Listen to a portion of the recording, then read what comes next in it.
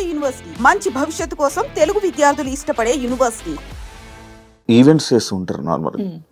మరి నీకు ఆ ఈవెంట్స్ లో ఎవరు ఇబ్బంది పెట్టడం అలాంటివి? అమ్మో ఇబ్బంది పెట్టడమా, మీరు యూట్యూబ్ ఓపెన్ చేస్తే చాలానే ఉంటాయి నావి. చాలా నేను అవి ఏం డాన్సులు నార్మల్ గా? డాన్స్లు అని కాదు, ఇప్పుడు మన ఆంధ్ర సైడ్ మొత్తము చాలా మంది కళాకారులు ఈవెంట్ల మీద బ్రతుకుతున్నారు. డాన్సర్స్ వైజాగ్, నెల్లూరు, ఒంగోలు, ఈ ఆంధ్ర సైడ్ మొత్తము అమ్మాయిలు కానీ అబ్బాయిలు కానీ ఆ డాన్స్ ప్రొఫెషన్ మీదే లైఫ్ వాళ్ళకి. ఎలా అంటే ఏ పండగలైనా ఇప్పుడు వైజాగ్ లో ప్రతి టెంపుల్ కి పండగ చేస్తారు. పండగ చేసినప్పుడు ఒక ఈవెంట్ కండక్ట్ చేసేసేసి ఒక యాంకర్ ని, ఒక 10 మంది అమ్మాయిలు, ఒక 10 మంది అబ్బాయిల్ని, ఎవరైనా ఒక 4-5 సెలబ్రిటీస్ ని పిలిపించేసి షోస్ చేస్తారు. అలానే ఇక్కడ కూడా అవి వేరే వేరే డాన్స్లు కానీ అలా ఏం లేదు. నన్ను ఎక్కువ కోరుకుంటారు ఆంధ్రాలో, వైజాగ్ లో, నెల్లూరులో. అరే తన్మయ్ ఆ అమ్మాయి డాన్స్ బాగా చేస్తుంది, ఆ అమ్మాయి లుక్ బాగుంటుంది, ప్లస్ ఆ అమ్మాయికి ఒక ఫేమ్ ఉంది, ఫాలోయింగ్ ఉంది, అందుకు నాకు ఎక్కువ ఈవెంట్స్ కి పిలుస్తారు. సో నాకు డాన్స్ అంటే చాలా ఇష్టం. ఇంకా ఆ క్రౌడ్, ఆ సపోర్ట్ చూస్తే కొన్ని వీడియోస్ లో నువ్వు డాన్స్ చేస్తుంటే ఎవరెవరో వచ్చి అబ్బాయిలు వచ్చి డాన్స్ చేసేస్తూ ఉంటారు కదా. అంటే నేను ఇప్పుడు ఒక పొలిటికల్ బ్యాక్గ్రౌండ్ ఉన్న వాళ్ళు ఒక ఈవెంట్ కండక్ట్ చేస్తారు. వాళ్ళు ఈవెంట్ పిలిచినప్పుడు ఆటోమేటిక్లీ పెద్ద పెద్ద ఈవెంట్స్ అంటే డ్రింక్ చేసి ఉంటారు పెద్ద పెద్ద వాళ్ళు. వాళ్ళు ఏంటి, ఇప్పుడు మనం డాన్స్ ఇస్తే మాతో డాన్స్ చేయాలి అన్న కోరికతో వచ్చేస్తారు. బట్ వాళ్ళు ఎవరైనా వచ్చినప్పుడు నేను ఎప్పుడు వాళ్ళతో డాన్స్ చేయలేదు. అలా నాకు చాలా స్ట్రగుల్ అయిపోయింది. నేను ఈవెంట్ కి వచ్చేటప్పుడు, స్టేజ్ ఎక్కేటప్పుడు, దిగేటప్పుడు నా జాకెట్ లాగేసిన రోజులు కూడా ఉన్నాయి. అయ్యా, అంటే రెస్పెక్ట్ లేకుండా కాదు, కుర్రోళ్ళు ఎక్కువైపోయి, క్రౌడ్ ఎక్కువైపోయి, ఎలా అయినా పట్టుకోవాలి ఆ అమ్మాయిని, ఎలా అయినా ఫోటో దిగాలి. హీరోయిన్లు కూడా అలాగే కదా లాగేస్తారు. మరి అంతే, అలానే అంతే. నాకు మరీ ఘోరం, ఎక్కడ పట్టుకుంటారో కూడా తెలియదు. అంత కాకపోతే సపోర్టివ్ గా ఉంటారు, బౌన్సర్స్ ని పెడతారు కొన్ని షోస్ లో. కొన్ని షోస్ ఇబ్బందిగా ఉండదు. ఇలా కొన్ని షోస్, పబ్లిక్ షోస్ ఏంటంటే ఇబ్బంది పడుతూ ఉంటాము. రోడ్డు మీద స్టేజ్ ఎంత ఈవెంట్ ఆర్గనైజేషన్ చేసిన వాళ్ళు సపోర్టివ్ ఇచ్చినా క్రౌడ్ కంట్రోల్ ఉండదు కదా. అంతే. మధ్యలో డ్రంక్ అండ్ డ్రైవ్ ఒకటి అయ్యింది. అయ్యో, అదేంటో కథ ఏంటో. అది ఏం లేదు, జస్ట్ నేను ఒక ఈవెంట్ కి వెళ్ళాను. లైక్ ఈ హైదరాబాద్ లోనే వేరే ఒక పొలిటీషియన్ పెద్ద వాళ్ళది, వాళ్ళ పాప మ్యారేజ్ కి వెళ్ళాను గెస్ట్ గా. ఆ హైపర్ ఆది అన్న, నేను, అందరూ. వాళ్ళ అటు నుంచి వేరే ఊరు వెళ్ళారు. నేను ఒక్కదాన్ని, నాకు రిటర్న్ క్యాబ్ పంపించారు. క్యాబ్ లో వచ్చేసాను. నేను వస్తున్నప్పుడు అప్పుడు నేను జూబ్లీ హిల్స్ లో ఉండేదాన్ని. వీకెండ్ శనివారం night drunk and drive test జరుగుతుంది కదా. ఆ టెస్ట్ జరిగినప్పుడు నేనున్నాను. ఐ మీన్ మా విజయవాడ అతను ఎవరు పోలీస్ అక్కడ ఉంది, చూసి ముందు కార్ అతన్ని టెస్ట్ చేశారు, వెనక నన్ను చూసారు. మేడం ఒక ఫోటో దిగాలి మేడం మీతో అంటే, నేను నా దరిద్రం కొద్ది కార్ దిగాను. నేను కార్ దిగేసాను, ఫోటో వాళ్ళు పోలీస్ డిపార్ట్మెంట్ వాళ్ళందరూ ఫోటో దిగారు. ఇంకా అంతే, డ్రంక్ అండ్ డ్రైవ్ లో అడ్డంగా తప్పదాగి మమ్మల్ని గుద్దేసిన. రీసెంట్ కాదు, 4-5 years అవుతుంది. అలవాటు ఏమైనా ఉందా? దొరికిపోయావు అని మరి ఎందుకు దాని మీద ఎప్పుడు క్లారిటీ అంటే అంత రాలేదు అప్పుడు. చాలా అమ్మో పేపర్ లో వచ్చేసి ఎక్కడెక్కడికో వెళ్ళిపోయింది. అది పెద్ద పెద్ద ఛానల్స్. నాకు డ్రైవింగ్ రాదు ఫస్ట్ ఆఫ్ ఆల్. నేను గుద్దడానికి అట్లీస్ట్, సరే మీరు ఆ వీడియో చూసారు, దానిలో నేను ఏమైనా కనిపించానా? లేదు. నేనేమైనా గుద్దినట్టు ఏమైనా విజువల్స్? పేరు మాత్రమే. తర్వాత మళ్ళీ నేను ఎందుకు స్టాప్ అయిపోయాను అంటే, ఆ ఛానల్ ఎవరైతే ఛానల్లో వేసిన వాళ్ళు నాకు సారీ చెప్పారు ఆ టైంలో. ఆ టైం నాగబాబు గారు నాకు సపోర్ట్ చేశారు. ఏముండదు, ఇలాంటివి వస్తూ ఉంటే పోతూ ఉంటాయి, నో ప్రాబ్లం, మాట్లాడమంటే మాట్లాడుతా అన్నారు. ఇంకా అప్పుడు మళ్ళీ వాళ్ళకి నేను కాల్ చేసి, నాకు కెరియర్ పోతుందండి, వేరేలా అయిపోతుంది, సారీ మేడం బై మిస్టేక్ ఇట్లా అని చెప్పారు. ఇంకా నేను దాన్ని లైట్ తీసుకున్నాను. మధ్యలో జబర్దస్త్ ఎందుకు మానేయాల్సి వచ్చింది?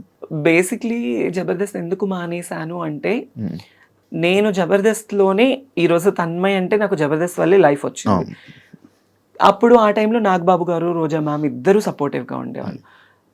నితిన్ అన్న, భరత్ అన్న అని డైరెక్టర్స్ ఇద్దరు ఉండేవాళ్ళు. సినిమా తీశారు ప్రదీప్, దీపికా పెళ్లితో.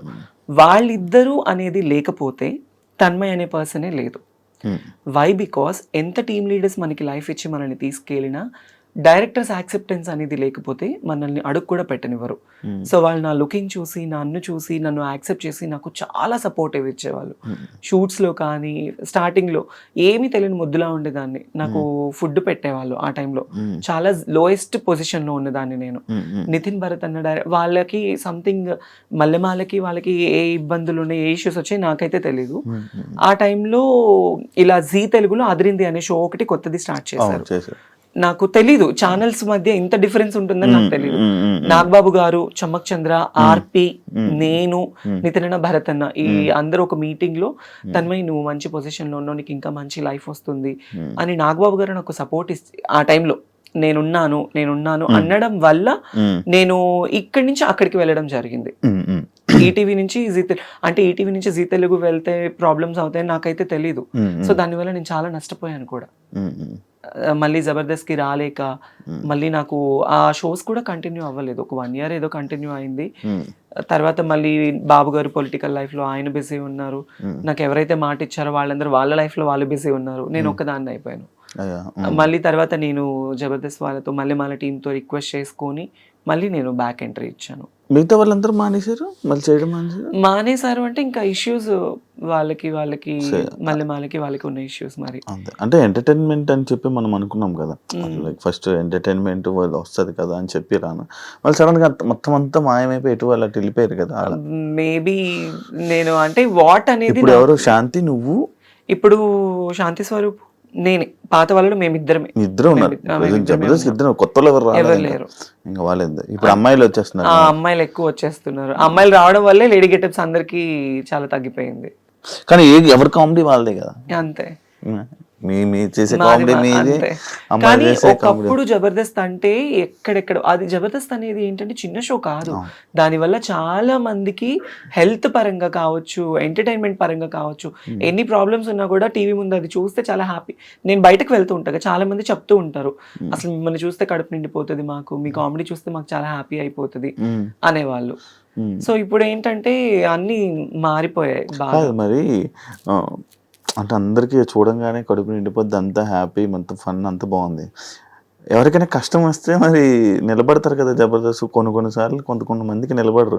లైక్ ఎగ్జాంపుల్ నీ విషయంలో కూడా మీ నాన్నగారు టైంలో ఎవరు, నా లైఫ్ లో నాకు ఎవరు నిలబడలేదు. ఆ రోజు ఎవరు రాలేదు కదా. మరి నా కోసము ఈ విషయం చెప్పాలి, నాన్న విషయం అనే కాదు, నేను జబర్దస్త్ నుంచి బయటకు వచ్చిన 2 years నాకు ఒక యాక్సిడెంట్ వల్ల నేను తల సర్జరీ, నాకు ఇది రైనోప్లాస్టీ యాక్సిడెంట్ అయింది. నాకు అంటే పడిపోయా నేను.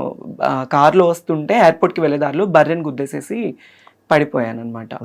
సో తలకి చాలా పెద్ద దెబ్బ తగిలింది. ఇక్కడిది ఈ దెబ్బ తగలడం ఇదంతా మీకు ఇక్కడ అప్పుడు ఉండేది కాదు. దానివల్ల నేను కోమాకి వెళ్ళే సిచ్యువేషన్ నాకు ఆ టైంలో. ఆ టైంలో నేను నాకు ఆపరేషన్ అయింది, తలకు ఆపరేషన్ అయిందని తెలుసు, నేను బెడ్ మీద ఉన్నానని తెలుసు. అట్లీస్ట్ నేను బ్రతికానా చచ్చానా అని కూడా నన్ను ఎవరు పట్టించుకోలేదు ఆ టైంలో. నాకు ఎవరు హెల్ప్ చేయలేదు, ఎవరు సపోర్ట్ చేయలేదు ఆ టైంలో. ఇంకా నేనే చాలా మందికి హెల్ప్ చేశాను నేను before that, still now also. కానీ మా నాన్న చనిపోయిన తర్వాత బిఫోర్ మాకు శ్రీదేవి షూట్ అయిపోయింది. శ్రీదేవి షూట్ అయిపోయిన వెంటనే నెక్స్ట్ డే మార్నింగ్ షూట్ అయిపోయి వచ్చాను. నైట్ నాన్నతో వీడియో కాల్ మాట్లాడుకున్నాను. పొద్దున్నే 11 గంటలకి మా నాన్న చనిపోయారన్న న్యూస్. నాకు కాళ్ళు చేతులు ఆడలేదు, ఏం చేయాలో తెలియని సిచ్యువేషన్. రాత్రి కదా మా నాన్న నాతో మాట్లాడారు వీడియో కాల్. ఇదేంటి సడన్ గా మళ్ళీ అవన్నీ ఒక్కసారిగా నా వల్ల అవ్వలే. ఎవరికి చేయాలో తెలీదు, అర్జెంటుగా వెళ్ళిపోవాలి. ఇమాన్యుయల్కి ఫోన్ చేశాను. ఫస్ట్ ఇమాన్యుయల్కి ఫోన్ చేస్తే వాడు RFC షూట్లో ఉన్నాడు, అమ్మ నాకు షూట్లో ఉన్నానని చెప్పాడు, లేదంటే వచ్చేవాడు పాపం. తర్వాత నూకరాజుకి ఫోన్ చేస్తే ఎక్కడ పనులన్నీ అక్కడ వదిలేసేసి ఆ రోజు వాడికి షూటింగ్ కూడా వదిలేసుకొని నా కోసం కార్ తీసుకొని వచ్చి నన్ను ఎక్కించుకొని నేను ఏడుస్తూనే ఉన్నాను. హైదరాబాద్లో ఇక్కడ నా చెయ్యి పట్టుకున్నవాడు మా నాన్న దగ్గరికి వెళ్ళేంత వరకు నా చెయ్యి వదలలేదు. నువ్వు ఏడవకు మేము ఉన్నాము అని. నాకు తెలిసి నాకు హెల్ప్ చేసిన పర్సన్ నూకరాజ్ ఒక్కడే, నాకు ఇంకెవరు చేయలేదు.